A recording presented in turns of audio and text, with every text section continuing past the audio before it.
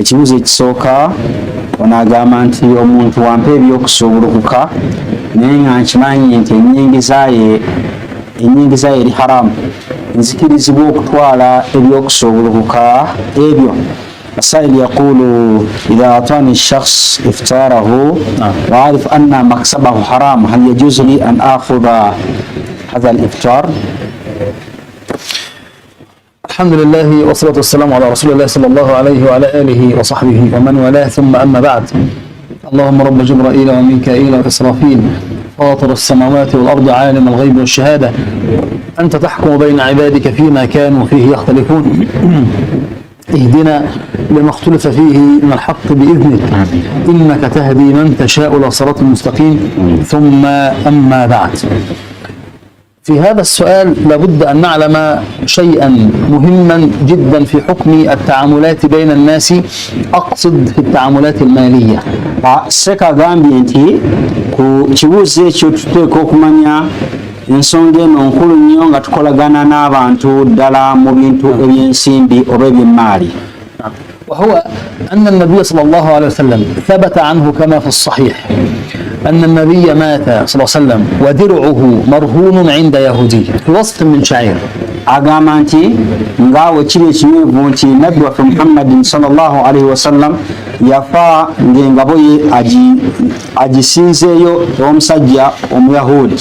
نعم، مع أن الله سبحانه وتعالى قال في كتابه الكريم عن اليهود وأكلهم أموال الناس بالباطل، وقال ربنا سبحانه وتعالى وأكلهم السحت يعني أكلهم الحرام، وقال ربنا سبحانه وتعالى وأكلهم الربا.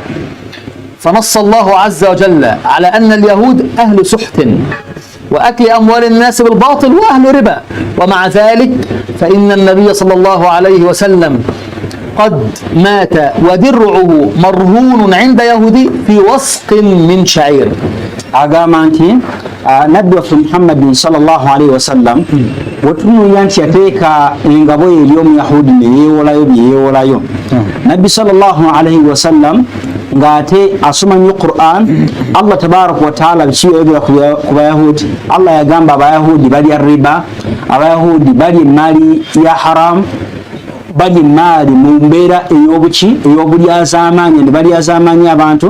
Naye ate nabbi sallallahu tulaba nga yasingayo engabo ye n'abeera nti akola ki nga ajjayo omuwemba. ما معنى هذا؟ agamba nti ekyo kitegeeza ki? أقول اختصارا agamba mu bufunze أن الإمام ابن دقيق العيد عليه رحمة الله agamba Imam Ibn Daqiq al-Eid Mungu amusaasire أخذ هذا الحديث yakwata hadithi eyo وعلق عليه تعليقا كبيرا n'abeera nga agikomentingako ebigambo bino وأفاض فيه الشرح والتفصيل era n'abeera nga annyonnyola okunnyonnyola okugenza ewala. ومما أشار إليه عليه رحمة الله mu bye yatugamba Allah amusaasire أنه nti mazima ddala ye إذا كنت تتعامل مع شخص bw'obanga okolagana n'omuntu mu by'emmaali كل ماله من حرام emmaali ye yonna ya haram كل ماله من حرام ng'emmaali ye yonna ya haram فلا يجوز لك أن تتعامل مع هذا الشخص. omuntu oyo tokkirizibwa singa otegeera nti 100% ku maali ye ya haram tokkirizibwa kuba nti. وإذا كنت تتعامل مع شخص naye bw'oba okolagana n'omuntu صاحب مال مختلط ng'alina emmaali naye ng'emmaali ye etabuddwa يعني له مال حلال ومال حرام. ng'etabuddwa erimu emmaali ya halal n'eya haram. وثانيا ekyokubiri لا يعلم عين ماله الحلال من عين ماله الحرام. kugamba nga tetumanyi nti ono gundi akola omulimu guno gwa halal sente ze azijjawo naye ate mulimu ogwa haram tomanyi oba sente zino azijje mu halal oba azijje mu haram. يعني هو له تجارة kuba omuntu alina bizinensi ye وهذه التجارة فيها مال حلال ومال حرام. bizinensi ye erimu haram ne halal. أنا لا أعلم أين ماله الحلال وأين ماله الحرام. لا أدري. kugamba tomanyi oba maali ye ya halal oba ya haram, tomanyi ya haramu yeriwa mu ya halal. فهذا يسمى بصاحب المال المختلط. Kugamba oyo gwe bayita omuntu alina emmaali ng'etabuddwa eri mixed ya halal neya haram. فإن الشرع أجاز لنا التعامل مع أصحاب الأموال المختلطة.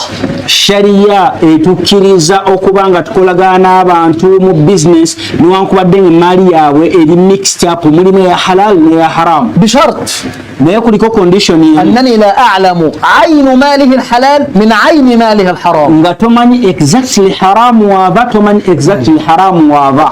شخص يعطيك مالا، omuntu akwadde emmaali, شخص يعطيك صدقة، omuntu akwadde saddaaka, يعطيك إفطارا في رمضان، omuntu akwadde ebyokusubuka mu Ramadan. هو عنده تجارة حلال ayina business ya halal وعنده تجارة حرام، ayina ne business ya haram. هذا مال مختلط. oyo ayina emmaali eri mixed. إذا أعطاك إفطارا bw'aba akwadde ebyokusubula فلا بأس أن تأخذه منه، tekiina mutawana kuba nti obitwala. وربما كان ذلك تشجيعا له على ترك ذلك، agamba oluusi kye kiyinza okuba nga kimusikiriza n'okuba ng'aleka, وربما كان فعل ذلك المعروف oba oluusi ayinza okuba nga akoze omulimu ogwo omulungi, يعني مؤشرا kiyinza okuba nga kijja musindiikiriza وبداية era ne kiba ng'entandikwa لتتابع فعل المعروف على قلبه وجوارحه بإذن سبحانه okubanga وتعالى. ajja kutandika okukola emirimu emirungi Katonda wabakkiriza. ولكن naye لو أردت أن تتورع عن هذا المال لا إشكال في ذلك، bw'obanga oyagadde okuba nti ogireka nga weekengedde osaze ogirekera tekina mutawaana. فهناك فرق بين ما يجوز فعله waliwo enjawulo wakati w'ekikkirizibwa okukola وبين ما يتورع عنه. n'ekintu kyoleka olw'okutya nti oyinza okugwa mu nsobi.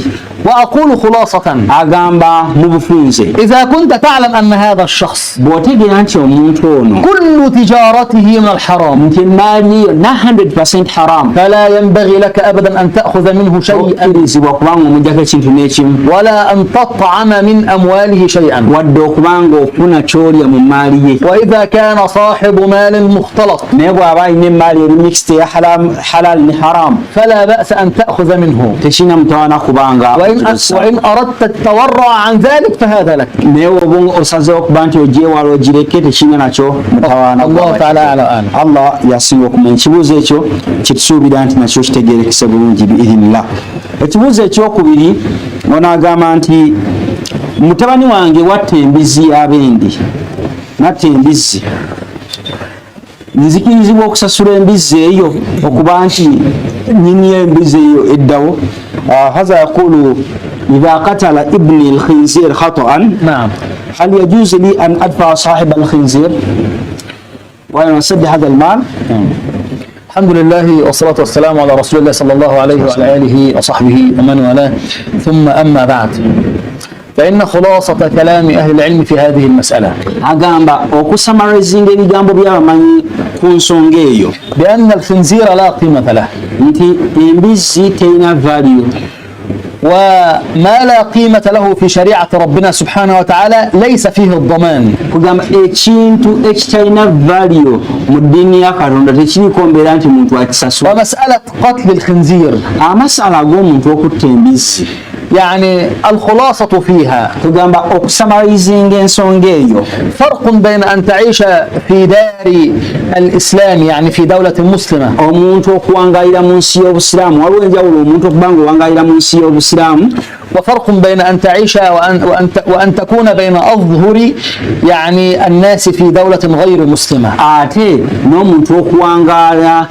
n'abantu nga mu nsi si abasiraamu. فالحكم يختلف بين إذا كنت في دولة غير مسلمة وبين إن كنت في دولة مسلمة. bw'oba mu nsi y'abasiraamu ennamula eyawukana n'oba mu nsi nga si abasiraamu ku nsonga eyo. والخلاصة في ذلك kugamba okupunza ku nsonga eyo أن ما ترتب عليه فتنة ومفسدة ekintu kyonna ekinaakuleetera ebikemo n'okwonoona okunene, ما يترتب عليه الفتنة والمفسدة بفعله، ng'ekintu ekyo oba okikoze kijja kuleetera ebikemo n'ebizibu eby'amaanyi. لا بد فيه من درء المفاسد olina okuba nga weewala ebizibu ebijja okujja, وتقديم المصلحة مقدم. n'obeera nga kugamba nga gundi bwegamba nti tukulembeza okuba nga tukola ki, emigasi gyo وضرء المفاسد مقدم على جلب المصالح. tubeeranga tukulembeza okuba nti tutaasa ebizibu ebijja okusinga ebirungi bye tusuubira mu kintu. فإذا كان ذلك الأمر مما يترتب عليه الفتنة بين الناس nti singa omwana anatta embizi y'abendi وما فيه nga togisasudde nga kijja kuleeta obuzibu ويكون ما فيه مفسدة nga kijja leeta obuzibu obutagisasula. فإن العلماء يقولون فيه بالضمان. amanyi bagamba olina okuba nti osasula. وقد نص النووي رحمه الله على ذلك. yagamba imamu nawe allah amusaasire ku nsonga eyo n'agyogerako على أنه nti mazima وإن كان العلماء newankubadde nga abamanyi يقولون أن الخنزير لا قيمة له abamanyi newankubadde bagamba nti embizi terina value وبين قائل بقتله وبين قائل بوجوب قتله وغير ذلك. abamanyi boogera nti embizi abamu nti okkirizibwa ogitta abalala n'ebigambo biboogera إلا أنه لو ترتب على ذلك مفسدة singa omuntu okuba nti assa embizi kijja leeta ebizibu n'ebikema eby'eddiini فإن ذلك لا ينبغي أن يفعل. omuntu oyo tagwanidde kubanga atta mbizi y'abendi. ولا نقول للناس اذهبوا فاقتلوا الخنازير في كل مكان. tetugamba abantu nti bagende batte embizi z'abendi. ولا نقول للناس من لقي خنزيرا يقتله. tetugamba abantu nti wosanga embizi gitte. فإن ذلك مما يترتب عليه المفاسد العريضة بين الناس. tugamba ekyo kijja kuleeta ebikemu ne fitina n'abantu okulwanagana wakati waabwe. لا سيما إن كنا في مجتمع okusinga eddawe tuba mu society الغالب عليه أنه غير مسلمين. ng'abasinga obungi si basiraamu. فلهذه المرأة لا بد لك أن تضمني ثمن هذا الخنزير. tugamba olw'embeera eyo ensi gye tulimu olina okusasula sente z'embizi eyo omwana gy'abasa. والله تعالى أعلم. allah yasinga okumanya kino kyondowooza kitegerekese bulungi. kibuzo ekiddako onaagamba nti omukyala ali waayonsa nga ramadaani ewedde naye bwe kijja nga omukyala oyo buli mwaka akola ki ayonsa buli mwaka azaala buli mwaka ayonsa kiba kitya.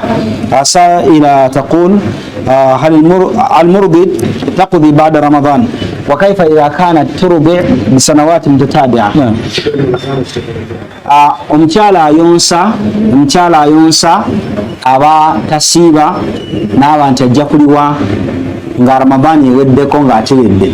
wekijja nga omukyala ono buli mwaka aba ayonsa azaalira okumukumu oyo akulira ate kyekibuuzo kyetwolekeza seeka wano sheekhi almar'a allati almurdi fahiya la tasum تقضي بعد رمضان وكيف إذا كانت متتابعة يعني ترضي. نعم.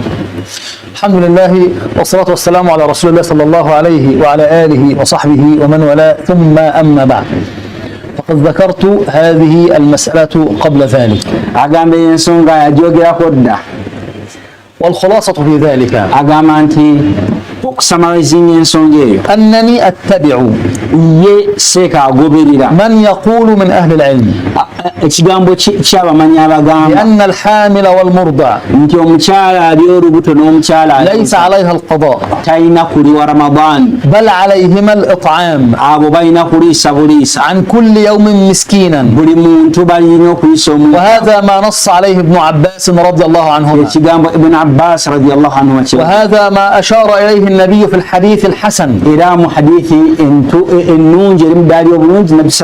إن الله وضع الصوم عن الحامل والمرضع. الله تبارك وتعالى يجوك سيبكم شارع وقال ابن عباس رضي الله عنهما ابن عباس نقام الله مسيمي إذا خافت الحامل والمرضع على نفسها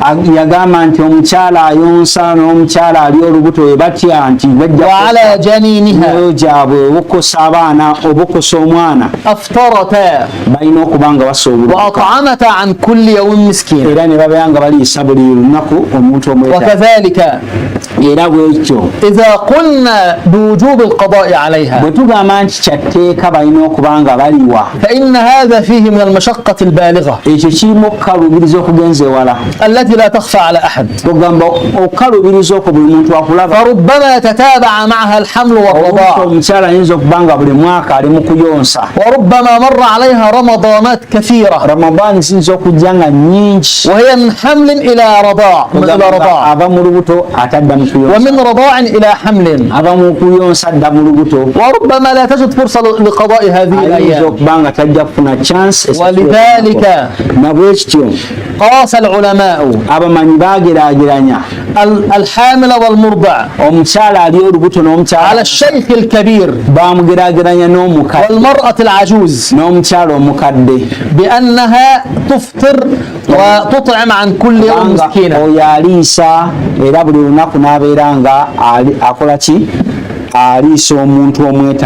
وهذا الذي أتبعه من كلام أهل العلم. الله تعالى الشيخ السؤال يتبع هذا يعني إذا كنت توزع أو تطعم كل يوم مسكين نعم تعطيه أي مقدار سيكا مبوزا أمونتو عليسو أمونتو أتسيبا ولما أتسيبا غوليسا ميري تيجرو تشووا أمونتو نغوليسا إما أن يعطي الطعام مطبوخا أو نيئا وممكن أن يطعم عن كل يوم مسكين وممكن أن يجمع الطعام كله ل30 مسكينا لمرة واحدة بل ورد ذلك عند البخاري من حديث أنس رضي الله عنه أنه لما كبرت سنه رضي الله عنه أنس رضي الله تعالى عنه وكان يفطر في رمضان كان يجمع المساكين ويصنع لهم الأرز والثريد اللحم ويطعمهم لمرة واحدة. فالطعام يعني يكون كنصف صاع وجبة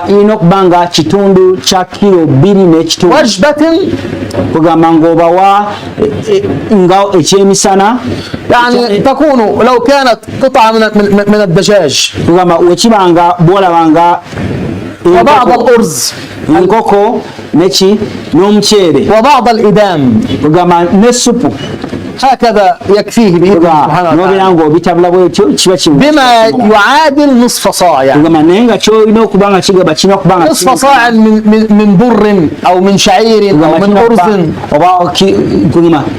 hafu ya kilo bine ekitundu nga kiremu tugambime kwota bwekyo kirina okubanga okola ki owa Allah tabaraka wa taala yasinga okumanya ekyo nakyo ndowooza kitegerekese bulungi.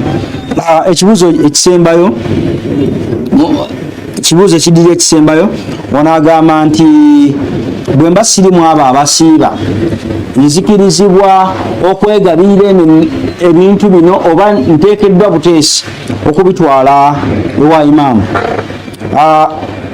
السائلة تقول إذا كنت من الذين يطعمون الطعام في رمضان هل واجب علي أن أوتي الإمام لكي يوزع أو أوزع بنفسي؟ الحمد لله والصلاة والسلام على رسول الله صلى الله عليه وعلى آله وصحبه ومن والاه ثم أما بعد بل لها أن توزعه هي بنفسها أو أن توكل أحدا في توزيعه يعني لا يشترط أن تعطي الإمام حتى يوزع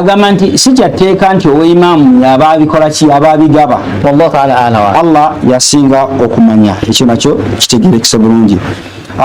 Ekibuuzo ekisembayo onaagamba nti waliwo ekibinja ky'abantu tebasuubulukuka okuggyako ng'enjuba tebasuubuluka ng'enjuba egudde wabula basuubuluka obudde nga bwakiro nga beesembesa etteeka lya Katonda erigamba nti Allah yagamba mu Quran Suratul Bakara oluvannyuma mujjuze okusiiba paka kiro kati bo nga bagamba nti okusuubuluka ng'enjuba egudde kikyamu.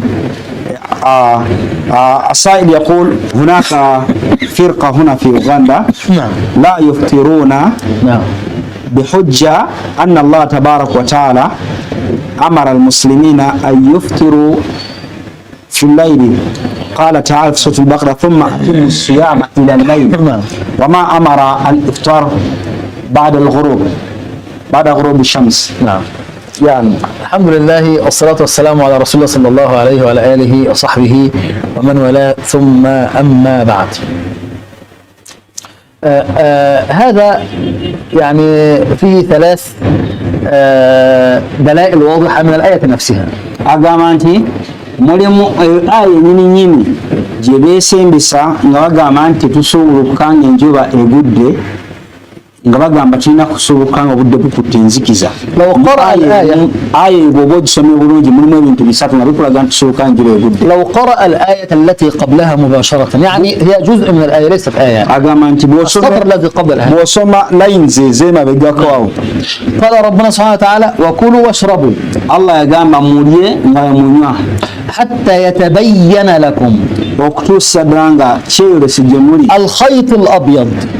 nga oluwuzi olweru. ما معنى الخيط الأبيض؟ oluwuzi olweru kye يعني أول طلوع النهار. amakulu okutuusa kugamba obudde obusooka obw'emisana okweyoleka amakulu emambya. من الخيط الأسود. ng'eyise mu kimuluwuzi oluddugavu. ما هو الخيط الأسود؟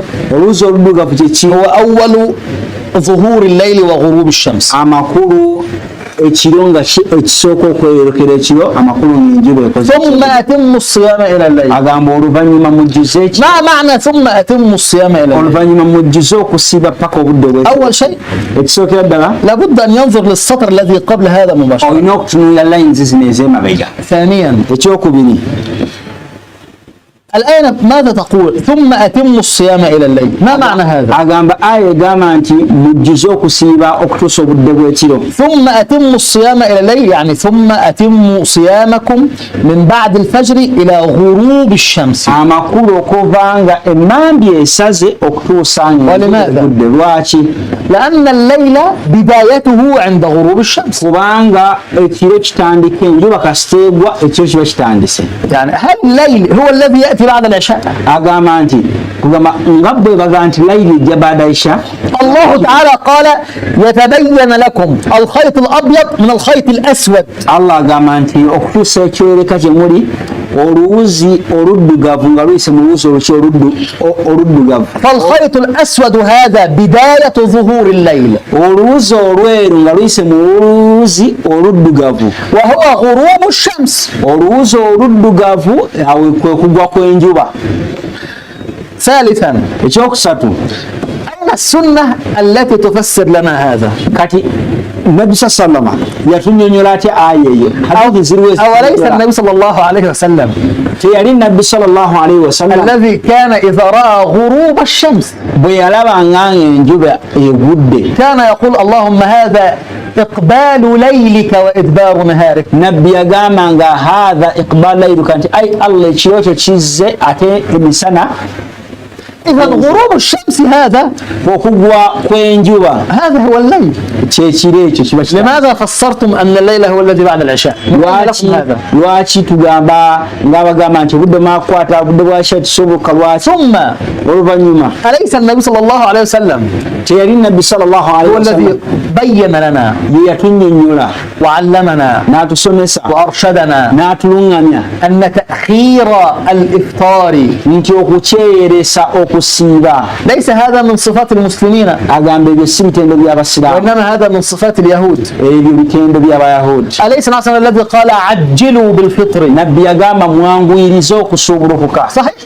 naam. أليس هو الذي أمرنا أن نعجل بالفطر nabbi si yatulagira twanguyirize okusuubulukuka عند بداية غروب الشمس nga kasita tulaba nga enjuba egudde bw'eti etandise okugwa mu وظهور الخيط الأسود era nga oluwuzi oluddugavu lweyoleka. فهو الذي بين لنا التعجيل بالفطر nabbi yatunnyonnyola okuba nga twanguyiriza okusuubuluka والتأخير بالسحور n'okuba nga tukyerere. وأن أهل الكتاب يخالفون في ذلك. abayahudi baabukana ku ekyo. فهمت؟ naam. إذن النبي بين لنا متى نفطر. nabbi yatunnyonnyola ddi tusuubulukuka. نفطر عند غروب الشمس tusuubulukuka enjuba عند بداية وقت المغرب. kasita obudde bwa magharibi butandikira we butya. وهو الذي أمرنا بذلك في غير ما حديث. era nabbi tugamba mu hadithi عجلوا بالفطر mwangurize okusubukuka وخمس من الفطرة. agamba ebintu bitaano bya bubonga أحاديث كثيرة جدا. agamba hadisi nyingi nnyo هل أترك كلام النبي صلى الله عليه وسلم agamba tuleke ebigambo bya nabbi sallallahu alaihi الذي wasallam يأمرنا بهذه السنة ng'atulagira sunna eyo وأسمع كلام هؤلاء agamba ebigambo byabo abagamba الذين يفهمون القرآن على غير مراده tugamba abategeera Qur'an mu ntegeera etali Allah gy'agidde ويقولون أن الإفطار إنما يكون بعد العشاء. nga bagamba nti okusubuka kubeerako baada isha budde nga هناك فرق بين شيئين. waliwo ebintu bibiri هناك بين أن تأكل شيئا تفطر عليه. waliwo enjawulo okuba nti oli ekintu kyosooka okusubuka هذا كعجل بالفطر. awo oba oyanguyiriza النبي صلى الله عليه وسلم كان يعني يشرب جرعات من ماء nabbi yanywanga أو يفطر على رطب oba naawali entende أو تمرات entende ثم يصلي oba entende nkalo oluvannyuma n'asaala ثم يصلي المغرب. n'asaala magharib إذا رجع الإنسان بعد المغرب omuntu wabaseyo baada magharib أراد أن يأكل ayagala okulya alya ربما بعض الناس يقول والله أنا إذا أكلت كثيرا بعد المغرب لا أستطيع أن أصلي التراويح abamu bagamba wenge nnyo sobola kusala tarawiya فربما أصلي بعد التراويح abalala n'aganja kulya oluvannyuma لا مشكلة tekiba mutawaana لأنه بالفعل أفطر. kubanga omuntu oyo yaba yasobola okusedda هو أفطر لما شرب ماء. kasita yanywedde amazzi gali أفطر لما أكل تمرا أو رطبا. kasita ali entende emu nkalo oba mbisi kiba kiwedde فأما أن يقول الإنسان لن أطعم شيئا omuntu ogamba nti sijja kulya kintu kyonna ولن أكل إلا بعد العشاء okutuusa nga isha ewedde لا شك أن هذا من البدعة agamba eyo bid'a yennyini وأن هذا ليس من شرع الله عز وجل. tekiri mu shariya ya Allah tabaraka wataala والله تعالى أعلى وأعلم. Allah yasinga okumanya tubeebaza nnyo nsaba Allah tabaraka جزاكم الله wataala خير. akirize barakallahu fikum jazakumullahu khairan بارك الله فيك.